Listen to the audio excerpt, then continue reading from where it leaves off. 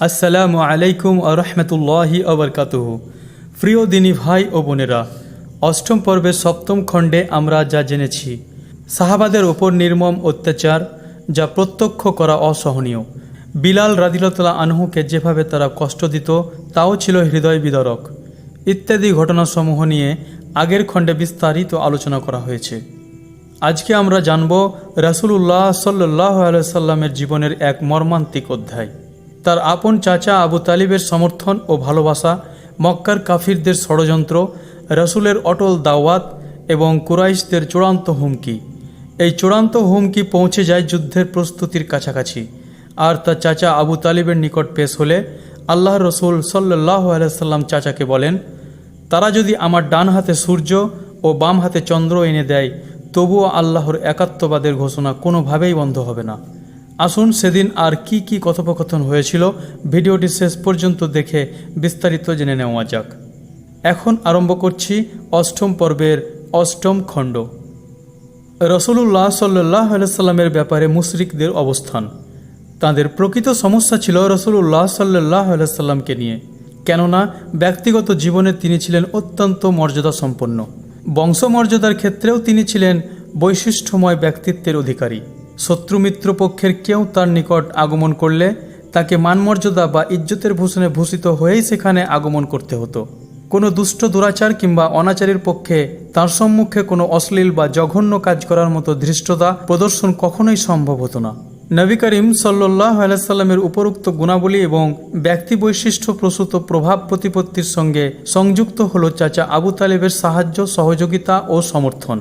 ব্যক্তিগত এবং সমষ্টিগত উভয় ক্ষেত্রেই আবু তালিব এক মর্যাদাসম্পন্ন এবং প্রভাব প্রতিপত্তিশালী ছিলেন, যে তার কথা অমান্য করা কিংবা তার গৃহীত সিদ্ধান্তের উপর হস্তক্ষেপ করার মতো দুঃসাহসিকতা কারোরই ছিল না।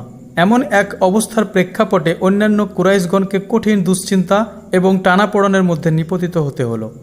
7-5 এ জাতীয় নানা কথা, নানা প্রশ্ন এবং নানা যুক্তিতর্কের পসরা নিয়ে তারা আবু তালিবের নিকট যাওয়ার সিদ্ধান্ত গ্রহণ করলেন, তবে তা খুব হিকমত ও নম্রতার সাথে, এবং মনে মনে চ্যালেঞ্জ ও ভীতি প্রদর্শনের আকাঙ্ক্ষা গোপন করে, যাতে করে তাদের বক্তব্য আবু তালিব খুব সহজেই মেনে নেয়। আবু তালিব সমীপে কুরাইশ প্রতিনিধি দল। ইবনে ইসহাক বলেন যে, কুরাইশ গোত্রের কয়েকজন নেতৃস্থানীয় ব্যক্তি একত্র হয়ে আবু তালিবের নিকট উপস্থিত হয়ে বললেন, হে আবু তালিব, আপনার ভ্রাতুষ্পুত্র আমাদের দেবদেবীগণকে গালিগালাজ করছেন, আমাদের ধর্মের নিন্দা করছেন, আমাদেরকে জ্ঞানবুদ্ধি ও বিচার বিবেকহীন মূর্খ বলছেন এবং আমাদের পূর্বপুরুষগণকে ধর্মভ্রষ্ট বলছেন। অতএব হয় আপনি তাকে এ জাতীয় কাজকর্ম থেকে বিরত রাখুন, নতুবা আমাদের এবং তার মধ্য থেকে আপনি দূরে সরে যান, কারণ আপনিও আমাদের মতোই তার বক্তব্য মতে ভিন্ন ধর্মের অনুসারী। তার ব্যাপারে আমরাই আপনার জন্য যথেষ্ট হব। এর জবাবে আবু তালিব অত্যন্ত ঠান্ডা মেজাজে 5 রকম কথাবার্তা বলে তাদের বুঝিয়ে সুঝিয়ে বিদায় করলেন। এ প্রেক্ষিতে তারা ফিরে চলে গেলেন। এদিকে রাসূলুল্লাহ সাল্লাল্লাহু আলাইহি সাল্লাম পূর্ণোদ্যমে তার প্রচার কাজ চালিয়ে যেতে থাকলেন, দ্বীনের দাওয়াত প্রচার করতে থাকলেন এবং সেদিকে লোকেদেরকে আহ্বান জানাতে থাকলেন। এদিকে কুরাইশগণও বেশি দেরি করলেন না। যখন দেখলেন যে রাসূলুল্লাহ সাল্লাল্লাহু আলাইহি সাল্লাম কাজ ও আল্লাহর পথে দাওয়াত পূর্ণমাত্রায় চালিয়ে যাচ্ছেনই, বরং তিনি তার দাওয়াতি তৎপরতা আরও বাড়িয়ে দিয়েছেন, নিরুপায় তারা পূর্বের চেয়ে আরও ক্রোধ ও গরম মেজাজ নিয়ে আবু তালিবের নিকট পুনরায় আগমন করলেন। আবু তালিবের প্রতি কুরাইশগণের ধমক। আবু তালিবের সঙ্গে উত্তপ্ত বাক্য বিনিময়ের সিদ্ধান্ত গ্রহণের পর কুরাইশ প্রধানগণ আবু তালিবের নিকট উপস্থিত হয়ে বললেন, হে আবু তালিব, আপনি আমাদের মাঝে মান মর্যাদার অধিকারী একজন বয়স্ক ব্যক্তি। আমরা ইতিপূর্বে আপনার নিকট আবেদন করেছিলাম যে আপনার ভ্রাতুষ্পুত্রকে আমাদের ধর্ম সম্পর্কে নিন্দাবাদ করা থেকে বিরত রাখুন, কিন্তু আপনি তা করেন নাই। আপনি মনে রাখবেন, আমরা এটা কিছুতেই বরদাস্ত করতে পারছি না যে আমাদের পিতা পিতামহ এবং পূর্বপুরুষদের গালিগালাজ করা হোক, আমাদের বিবেককে নির্বুদ্ধিতা বলে আখ্যায়িত করা হোক এবং আমাদের দেবদেবীর নিন্দা করা হোক। আমরা আবারও আপনাকে অনুরোধ করছি, হয় আপনি তাকে সেসব থেকে নিবৃত রাখুন, নচেত আমাদের দুদলের মধ্যে একদল ধ্বংস না হওয়া পর্যন্ত যুদ্ধ বিগ্রহ চলতেই থাকবে। কুরাইশ প্রধানগণের এমন কঠোর বাক্য বিনিময় এবং আস্ফালনে আবু তালিব অত্যন্ত বিচলিত হয়ে পড়লেন। তিনি সেই মুহূর্তে তার কর্তব্য স্থির করতে না পেরে নবী করিম সাল্লাল্লাহু আলাইহি সাল্লামকে ডেকে পাঠালেন। চাচার আহ্বানে নবী করিম সাল্লাল্লাহু আলাইহি সাল্লাম সেখানে উপস্থিত হলে আবু তালিব তার নিকট কুরাইশ প্রধানগণের আলোচনা এবং আচরণ সম্পর্কে সবিস্তার বর্ণনা করার পর তাকে লক্ষ্য করে বললেন, বাবা, একটু বিচার বিবেচনা করে কাজ করো। যে ভার বহন করার শক্তি আমার নেই, সে ভার আমার উপর চাপিয়ে দিও না। রসুল্লাহ সাল্লাহ সাল্লাম ধারণা করলেন, মানবকুলের মধ্যে তার একমাত্র আশ্রয়দাতা ও সহায় চাচাও বোধ হয় আজ থেকে তাঁর সঙ্গ পরিত্যাগ করলেন, এবং তাকে সাহায্য দানের ব্যাপারে তিনিও বোধ হয় দুর্বল হয়ে পড়লেন। তিনি এটাও সুস্পষ্টভাবে উপলব্ধি করলেন যে আজ থেকে তিনি এক নিদারুণ সংকটে নিপতিত হতে চললেন। তবুও আল্লাহ তাআলার উপর অবিচল আস্থা রেখে তিনি বললেন, চাচা যান, আল্লাহর শপথ, যদি এরা আমার ডান হাতে সূর্য এবং বাম হাতে চাঁদ এনে দেয়, তবুও শাশ্বত এ মহাসত্য প্রচার সংক্রান্ত আমার কর্তব্য থেকে এক মুহূর্তের জন্যও আমি বিচ্যুত হব না। এ মহামহিম কার্যে হয় আল্লাহ আমাকে জয়যুক্ত করবেন, না হয় আমি ধ্বংস হয়ে যাব। কিন্তু চাচা যান, আপনি অবশ্যই জানবেন যে মুহাম্মদ সাল্লাল্লাহু আলাইহি সাল্লাম কখনোই এ কর্তব্য থেকে বিচ্যুত হবে না। স্বজাতীয় এবং স্বগোত্রীয় লোকজনদের নির্বুদ্ধিতা, হটকারিতা এবং পাপাচারে ব্যথিত হৃদয় নবী করিম সাল্লাল্লাহু আলাইহি সাল্লামের নয়ন যুগলকে বাষ্পাচ্ছন্ন করে তুলল। তিনি সুস্পষ্টভাবে উপলব্ধি করলেন যে ভবিষ্যতের দিনগুলো তার জন্য আরও কঠিন হবে এবং আরও ভয়াবহতা এবং কঠোরতার সঙ্গে তাকে মোকাবিলা করে চলতে হবে। তার নয়ন যুগলে অশ্রু, কিন্তু অন্তরে অদম্য সাহস। এমন এক মানসিক অবস্থার প্রেক্ষাপটে তিনি চাচা আবু তালিবের সম্মুখ থেকে বেরিয়ে এলেন। তার প্রাণাধিক প্রিয় ভ্রাতুষ্পুত্রের এ অসহায়ত্ব এবং মানসিক অশান্তিতে আবু তালিবের প্রাণ কেঁদে উঠল। পরক্ষণেই তিনি তাকে পুনরায় ডেকে পাঠালেন।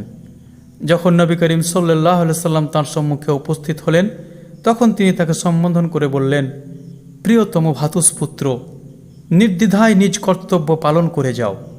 আল্লাহর কসম করে বলছি, আমি কোনো অবস্থাতেই তোমাকে পরিত্যাগ করব না।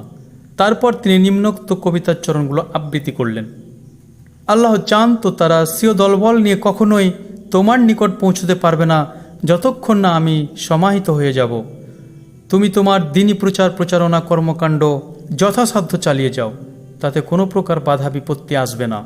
তুমি খুশি থাকো এবং তোমার চক্ষু পরিতৃপ্ত হোক। পুনরায় আবু তালিব সমীপে কুরাইশগণ। বিগত দিবসের চড়াকড়া কথা সত্ত্বেও কুরাইশগণ যখন দেখল যে মুহাম্মদ সাল্লাল্লাহু আলাইহি সাল্লাম বিরত থাকা তো দূরের কথা, আরও জোরে সোরে প্রচার প্রচারণার কাজ চালিয়ে যাচ্ছেন, তখন এটা তাদের কাছে পরিষ্কার হয়ে গেল যে আবু তালিব মুহাম্মদ সাল্লাল্লাহু আলাইহি সাল্লামকে পরিত্যাগ করবেন না। এ ব্যাপারে তিনি কুরাইশগণ হতে পৃথক হয়ে যেতে, এমনকি তাদের শত্রুতা ক্রয় করতেও প্রস্তুত রয়েছেন, কিন্তু তবুও ভ্রাতুষ্পুত্রকে ছাড়তে প্রস্তুত নয়। চড়াকড়া কথাবার্তা এবং যুদ্ধের হুমকি দিয়েও যখন তেমন কিছুই হলো না, তখন একদিন যুক্তি পরামর্শ করে অলিদ বিন মুগিরার সন্তান ওমরাহকে সঙ্গে নিয়ে আবু তালিবের নিকট উপস্থিত হয়ে বললেন, হে আবু তালিব, এ হচ্ছে কুরাইশগণের মধ্যে সবচেয়ে সুন্দর এবং ধার্মিক যুবক। আপনি একে পুত্ররূপে গ্রহণ করুন। এর শোণিতপাতের খেসারত এবং সাহায্যের আপনি অধিকারী হবেন। আপনি একে পুত্র হিসেবে গ্রহণ করে নিন। এ যুবক আজ হতে আপনার সন্তান বলে গণ্য হবে। এর পরিবর্তে আপনার ভ্রাতুষ্পুত্রকে আমাদের হাতে সমর্পণ করে দিন। সে আপনার ও আমাদের পিতামহদের বিরোধিতা করছে, আমাদের জাতীয়তা, একতা এবং শৃঙ্খলা বিনষ্ট করছে এবং সকলের জ্ঞান বুদ্ধিকে নির্বুদ্ধিতার আবরণে আচ্ছাদিত করছে। তাকে হত্যা করা ছাড়া আমাদের গত্যন্তর নেই। এক ব্যক্তির বিনিময়ে এক ব্যক্তিই যথেষ্ট। প্রত্যুত্তরে আবু তালিব বললেন, তোমরা যে কথা বললে এর চেয়ে জঘন্য এবং অর্থহীন কথা আর কিছু হতে পারে কি? তোমরা তোমাদের সন্তান আমাকে এ উদ্দেশ্যে দিচ্ছ যে আমি তাকে খাইয়ে পরিয়ে লালন পালন করব, আর আমার সন্তানকে তোমাদের হাতে তুলে দেব এ উদ্দেশ্যে যে তোমরা তাকে হত্যা করবে। আল্লাহর শপথ, কখনোই এমনটি হতে পারবে না। এ প্রেক্ষিতে নওফল বিন আব্দে মান্নাফের পুত্র মুতঈম বিন আদি বলল, আল্লাহর কসম, হে আবু তালিব, তোমার জাতিগোষ্ঠীর লোকজন তোমার সঙ্গে বিচার বিবেচনা সুলভ কথাবার্তা বলছে। কাজকর্মের যে ধারা পদ্ধতি তোমার জন্য বিপজ্জনক, তা থেকে তোমাকে রক্ষার প্রচেষ্টাই করা হয়েছে, কিন্তু আমি যা দেখছি তাতে আমার মনে হচ্ছে যে তুমি তাদের কোনো কথাকেই তেমন আমল দিতে চাচ্ছ না। এর জবাবে আবু তালিব বললেন, আল্লাহর কসম, তোমরা আমার সঙ্গে বিচার বিবেচনা প্রসূত কোনো কথাবার্তাই বলনি, বরং তোমরা আমার সঙ্গ পরিত্যাগ করে আমার বিরোধিতায় লিপ্ত হয়েছ এবং বিরুদ্ধবাদীদের সাহায্যার্থে কোমর বেঁধে লেগেছ। তবে ঠিক আছে, তোমাদের যেটা করণীয় মনে করবে তাই তো করবে। কুরাইশগণ যখন এবারের আলোচনাতেও হতাশ হলেন এবং আবু তালিব রসুল্লাহ সাল্লাল্লাহু আলাইহি সাল্লামকে নিষেধ করতে ও আল্লাহর দিকে দাওয়াত দেয়া বাধা প্রদান করার ব্যাপারে একমত হলেন না, তখন কুরাইশগণ অগত্যা রসুল্লাহ সাল্লাল্লাহু আলাইহি সাল্লামের সাথে সরাসরি শত্রুতা পোষণ করার সিদ্ধান্ত গ্রহণ করল। এতক্ষণ আপনারা শুনলেন অষ্টম পর্বের অষ্টম খণ্ড, যার শিরোনাম ছিল নবুয়তি জীবন, রিসালাত ও দাওয়াত। নবম খণ্ড নিয়ে পরের ভিডিওতে আবারও ফিরে আসব ইনশাআল্লাহ। আল্লাহ রব্বুল আলামিন যেন আমাদের নবীজি সাল্লাল্লাহু আলাইহি সাল্লামের জীবনের প্রতিটি শিক্ষা অনুধাবন ও অনুসরণ করার তৌফিক দান করুন, আমিন। ভিডিওটি ভালো লাগলে লাইক দিন, শেয়ার করুন এবং চ্যানেলটি সাবস্ক্রাইব করে পাশে থাকা বেল আইকন প্রেস করে সঙ্গে থাকুন। এখান থেকেই বিদায় জানিয়ে শেষ করছি। আসসালামু আলাইকুম ওয়া রাহমাতুল্লাহি ওয়া বারাকাতুহু।